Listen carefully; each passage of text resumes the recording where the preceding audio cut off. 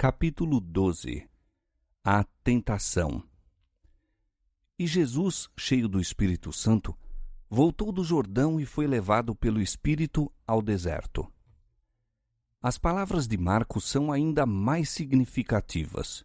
Diz ele: E logo o Espírito o impeliu para o deserto. E ali esteve no deserto 40 dias, tentado por Satanás. E vivia entre as feras. E naqueles dias não comeu coisa alguma.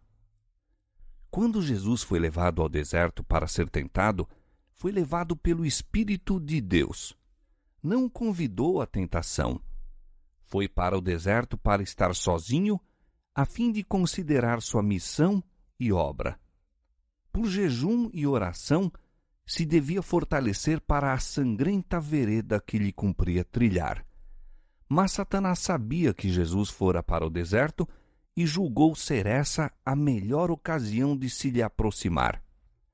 Momentosos eram para o mundo os resultados em jogo no conflito entre o príncipe da luz e o líder do reino das trevas. Depois de tentar o homem e pecar, Satanás reclamou a terra como sua e intitulou-se príncipe deste mundo. Havendo levado os pais de nossa raça à semelhança com sua própria natureza, julgou estabelecer aqui seu império. Declarou que os homens o haviam escolhido como seu soberano.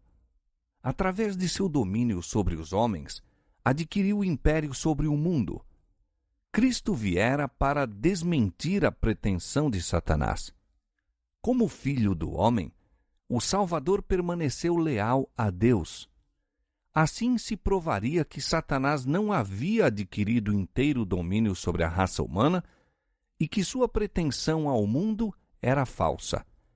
Todos quantos desejassem libertação de seu poder seriam postos em liberdade. O domínio perdido por Adão em consequência do pecado seria restaurado. Desde a declaração feita à serpente no Éden: porei inimizade entre ti e a mulher, e entre a sua semente e a tua semente, Gênesis 3,15. Satanás ficara sabendo que não manteria absoluto controle do mundo. Manifestava-se nos homens a operação de um poder que contrabalançaria seu domínio.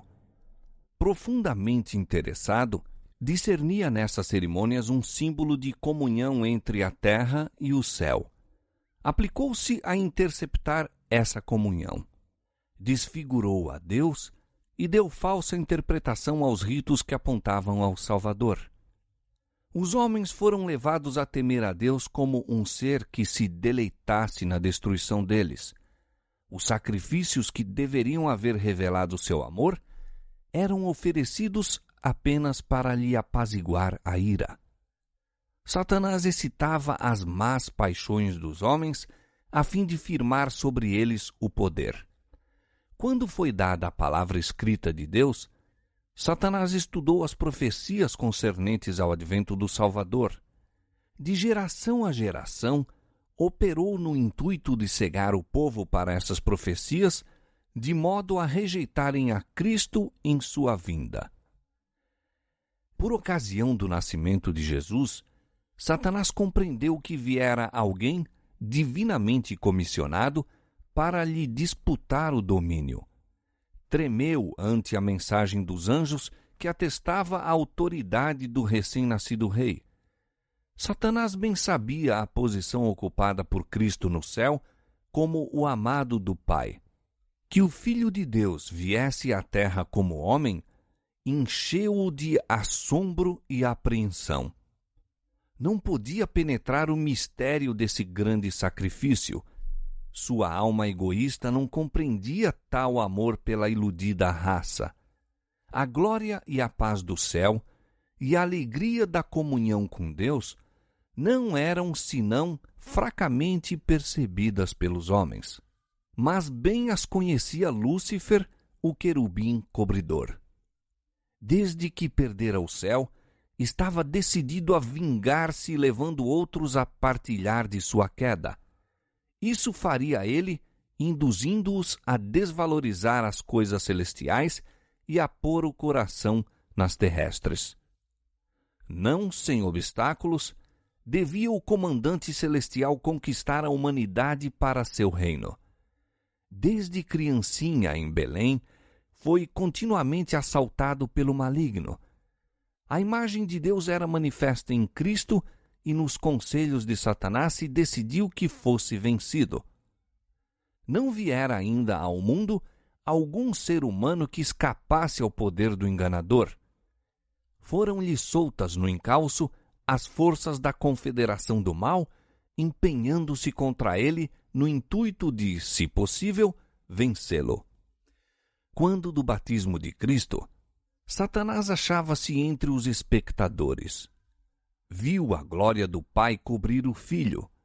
Ouviu a voz de Jeová testificando da divindade de Jesus.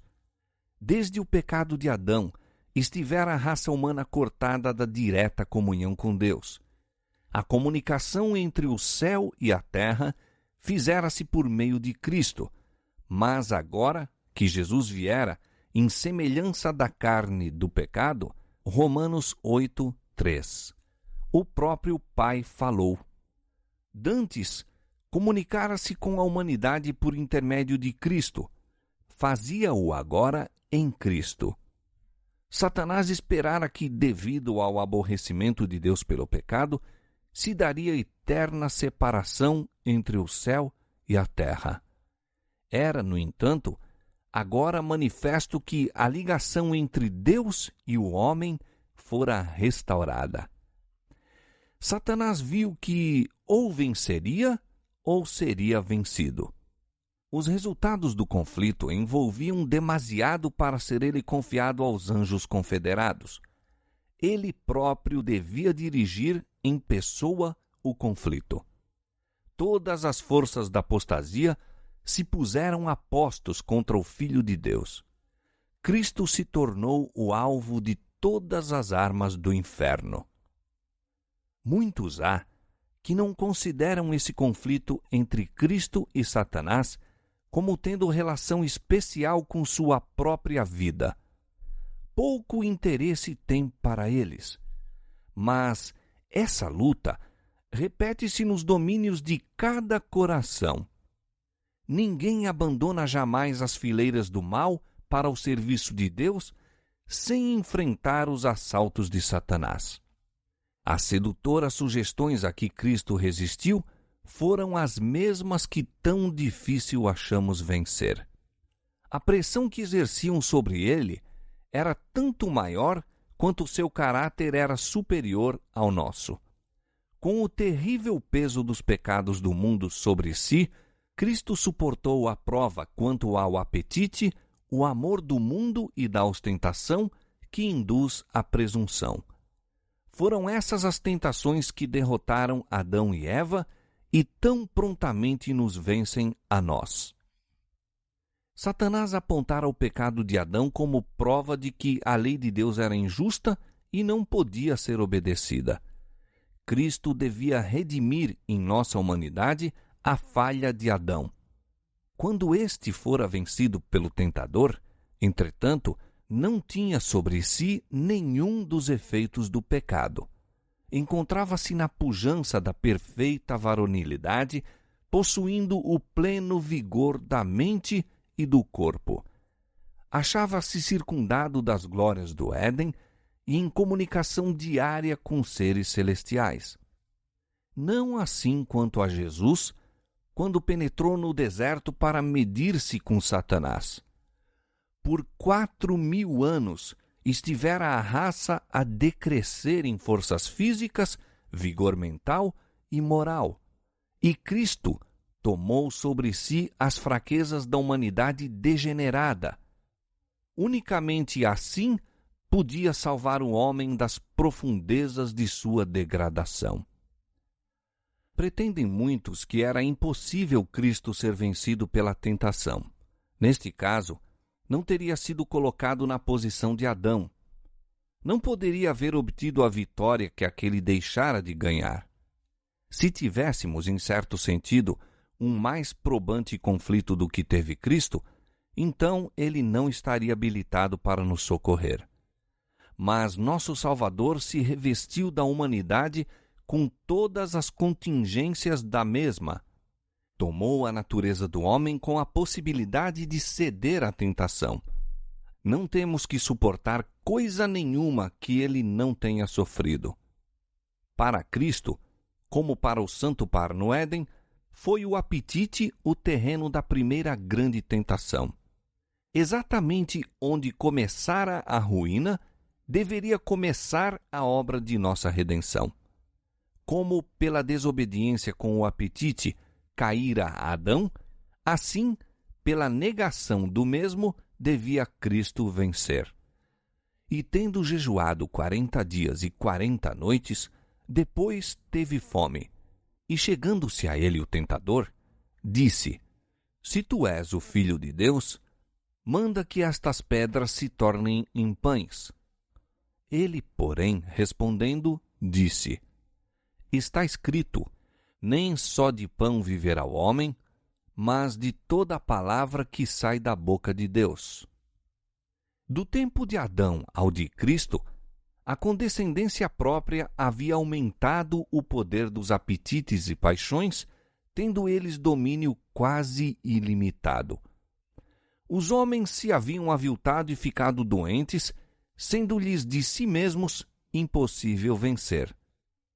Cristo venceu em favor do homem pela resistência à severíssima prova. Exercitou, por amor de nós, um autodomínio mais forte que a fome e a morte. E nessa vitória estavam envolvidos outros resultados que entram em todos os nossos conflitos com o poder das trevas. Quando Jesus chegou ao deserto, estava rodeado da glória do Pai. Absorto em comunhão com Deus, foi erguido acima da fraqueza humana. Mas a glória afastou-se e ele foi deixado a lutar com a tentação. Ela o apertava a todo instante. Sua natureza humana recuava do conflito que o aguardava. Durante 40 dias jejuou e orou.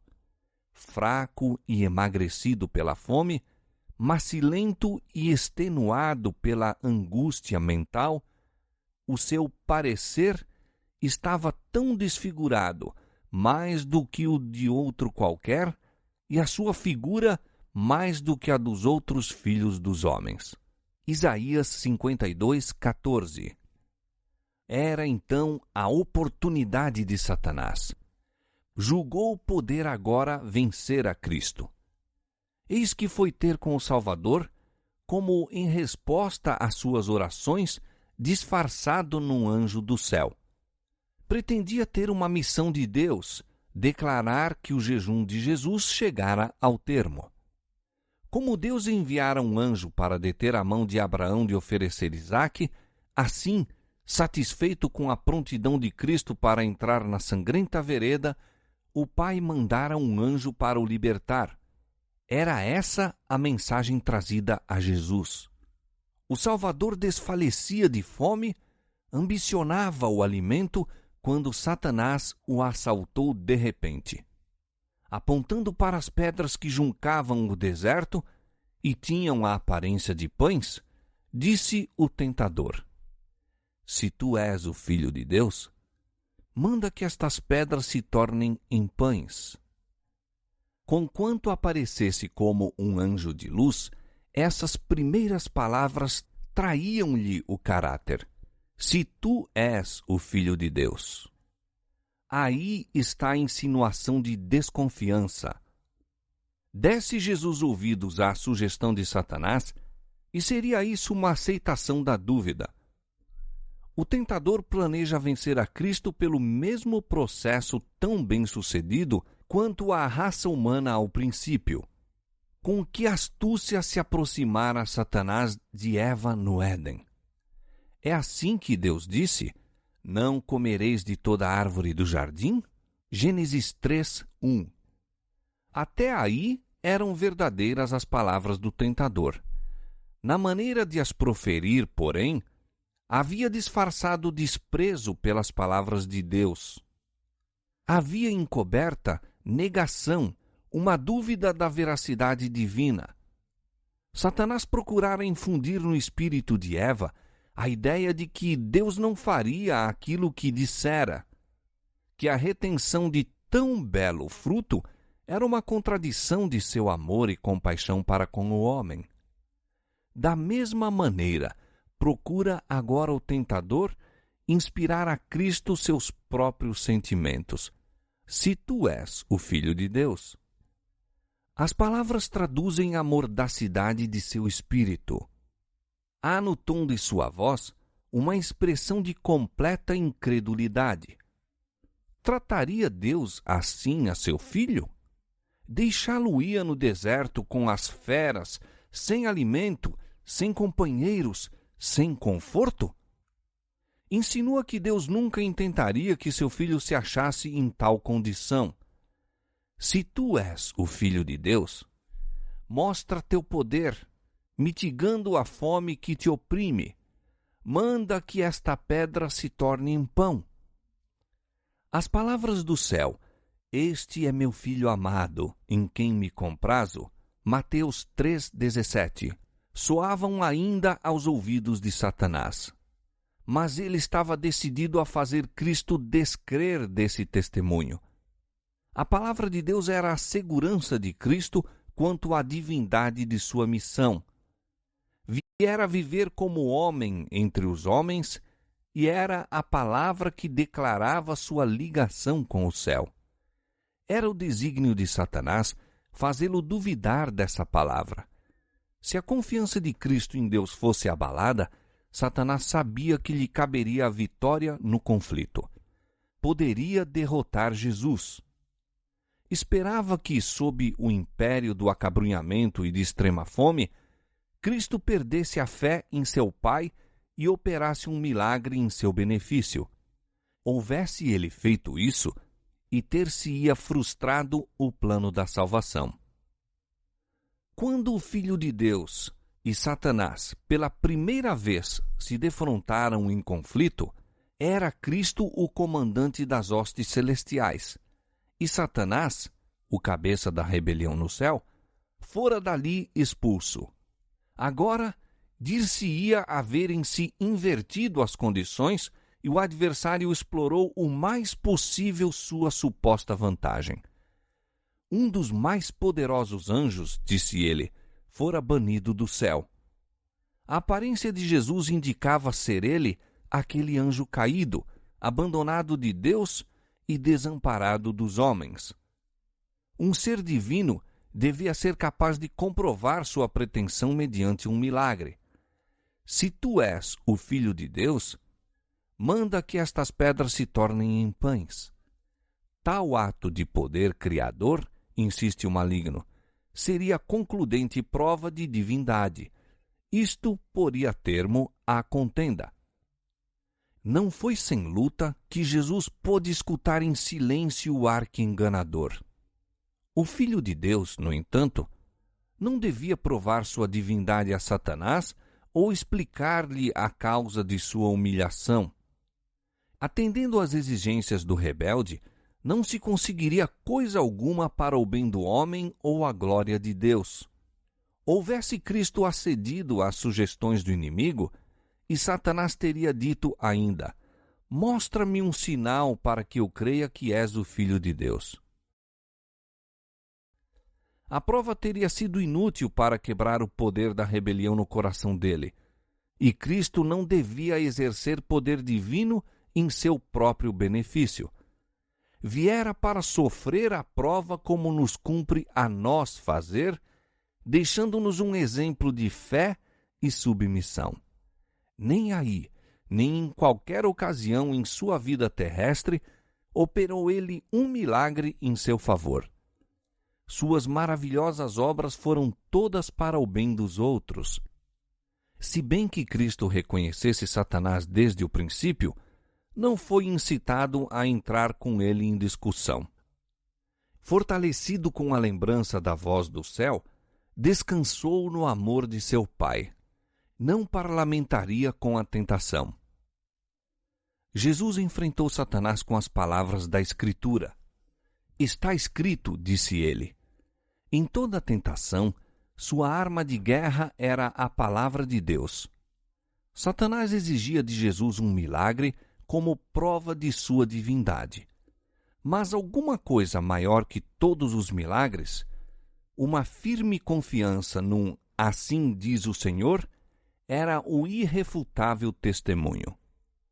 Enquanto Cristo se mantivesse nessa atitude, o tentador nenhuma vantagem poderia obter. Era nas ocasiões de maior fraqueza que assaltavam a Cristo as mais cruéis tentações. Assim pensava Satanás prevalecer.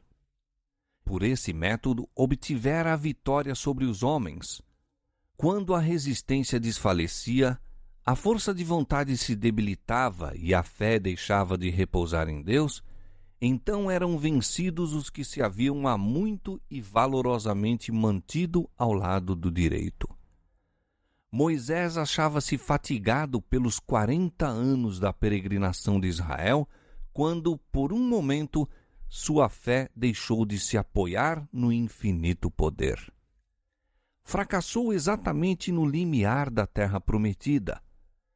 O mesmo quanto a Elias, que se mantivera diante do rei Acabe, que enfrentara toda a nação de Israel com os 450 profetas de Baal à sua frente.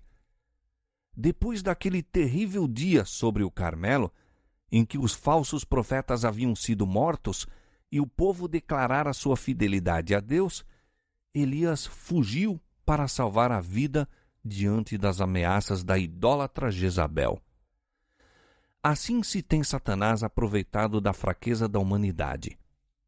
E continuará a operar deste modo. Sempre que uma pessoa se encontra rodeada de nuvens, perplexa pelas circunstâncias ou aflita pela pobreza e a infelicidade, Satanás se acha a postos para tentar e aborrecer. Ataca nossos pontos fracos de caráter. Procura abalar nossa confiança em Deus, que permite existir em tais condições. Somos tentados a desconfiar de Deus, por em dúvida seu amor. Frequentemente o tentador vem a nós, como foi a Cristo, apresentando nossas fraquezas e enfermidades. Espera desanimar-nos a alma e romper nossa ligação com Deus. Então está seguro de sua presa. Se o enfrentássemos como Jesus fez, haveríamos de escapar a muita derrota. Parlamentando com o inimigo, damos-lhe vantagem. Quando Cristo disse ao tentador, "Nem só de pão viverá o homem, mas de toda palavra que sai da boca de Deus", repetiu as mesmas palavras que, mais de 1400 anos atrás, ele dissera a Israel. O Senhor teu Deus te guiou no deserto estes 40 anos, e te humilhou, e te deixou ter fome, e te sustentou com o maná que tu não conheceste, nem teus pais o conheceram, para te dar a entender que o homem não viverá só de pão, mas de tudo o que sai da boca do Senhor viverá o homem. Deuteronômio capítulo 8, versos 2 e 3. No deserto, quando falharam todos os meios de subsistência, Deus enviou a seu povo maná do céu, e foi-lhe dada suficiente e constante provisão. Essa providência visava ensinar-lhes que, enquanto confiassem em Deus e andassem em seus caminhos, ele os não abandonaria. O Salvador pôs agora em prática a lição que dera a Israel. Pela palavra de Deus fora prestado socorro às hostes hebraicas, e pela palavra seria a ele concedido a Jesus. Ele aguardava o tempo designado por Deus para o socorrer. Achava-se no deserto em obediência a Deus e não obteria alimento por seguir as sugestões de Satanás. Em presença do expectante universo, testificou ele ser menor desgraça sofrer, seja o que for, do que afastar-se de qualquer modo da vontade de Deus. Nem só de pão viverá o homem, mas de toda palavra que sai da boca de Deus.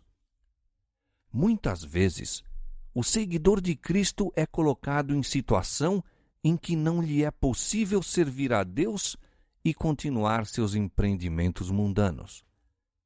Talvez pareça que a obediência a qualquer claro reclamo da parte de Deus o privará dos meios de subsistência. Satanás quer fazê-lo crer que deve sacrificar as convicções de sua consciência. Mas a única coisa no mundo em que podemos repousar é a palavra de Deus. Buscai primeiro o reino de Deus e a sua justiça, e todas as outras coisas vos serão acrescentadas. Mateus 6,33. Mesmo nesta vida, não nos é proveitoso apartar-nos da vontade de nosso Pai no céu. Quando aprendemos o poder de sua palavra, não seguiremos as sugestões de Satanás para obter alimento ou salvar a vida. Nossa única preocupação será: qual é o mandamento de Deus? Qual sua promessa? Sabendo disso, obedeceremos ao primeiro e confiaremos na segunda.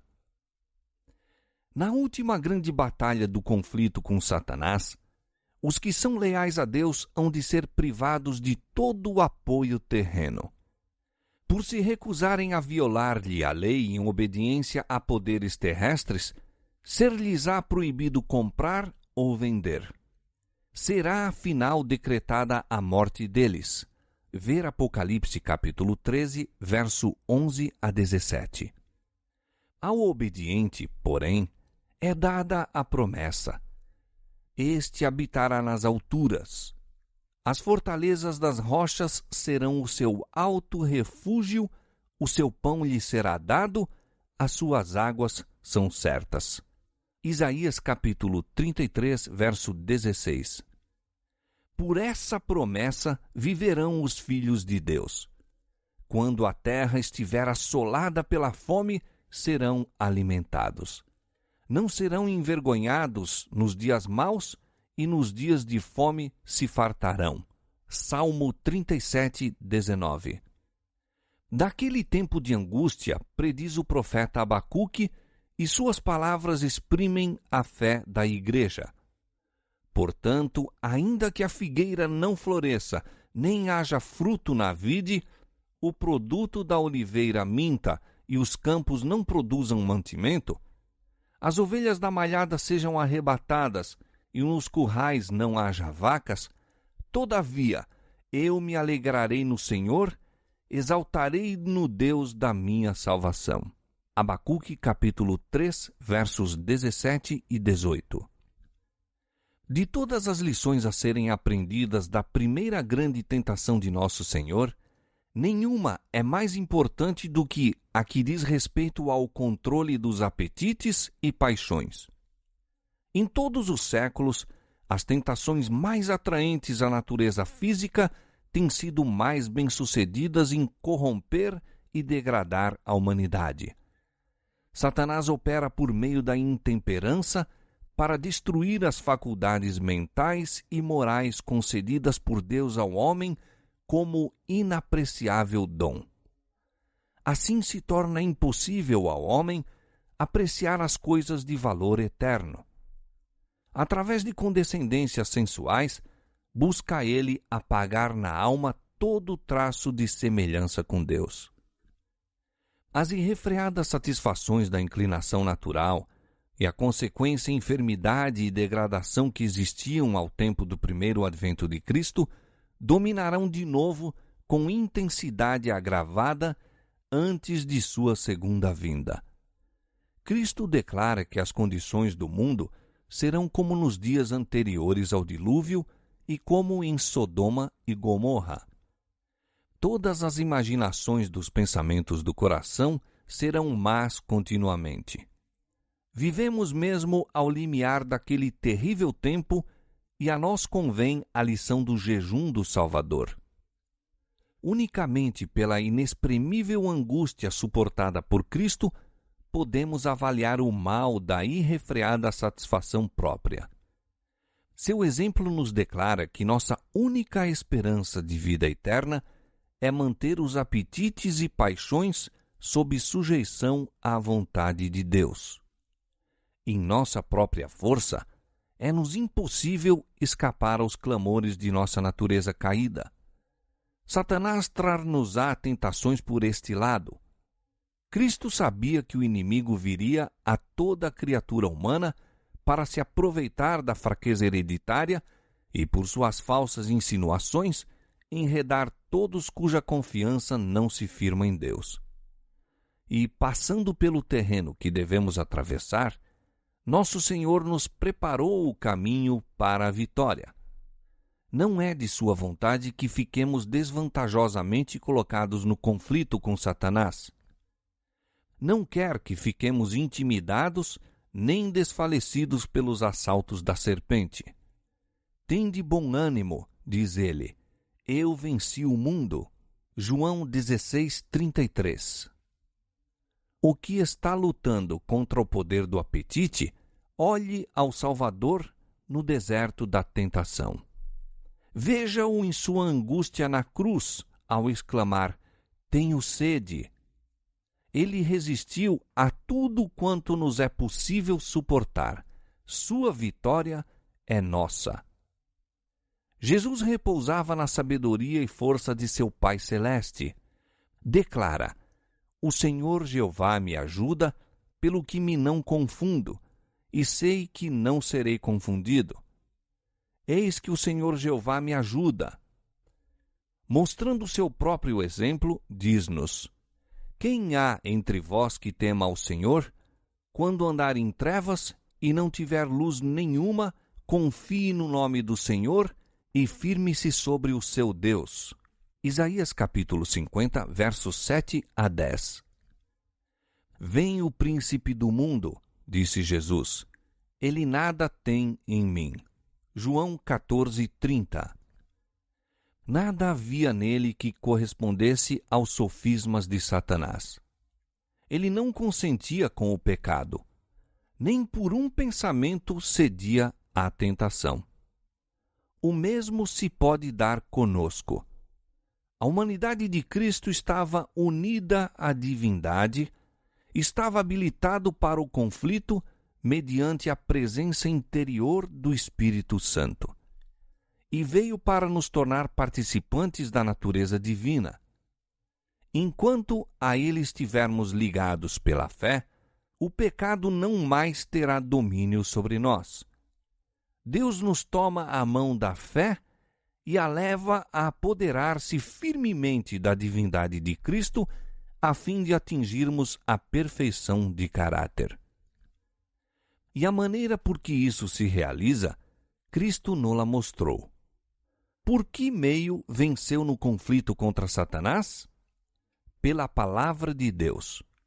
Unicamente pela palavra pôde resistir à tentação.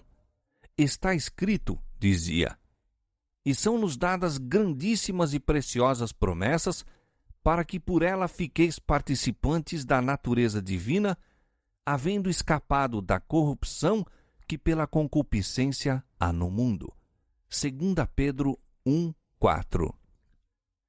Toda a promessa da palavra de Deus nos pertence. De tudo que sai da boca de Deus, havemos de viver. Quando assaltados pela tentação, não olheis as circunstâncias ou a fraqueza do próprio eu, mas ao poder da palavra. Pertence-vos toda a sua força. Escondi a palavra no meu coração, diz o salmista, para eu não pecar contra ti. Pela palavra dos teus lábios me guardei das veredas do destruidor. Salmo 119, versos 11 e Salmo 17, verso 4. O desejado de todas as nações.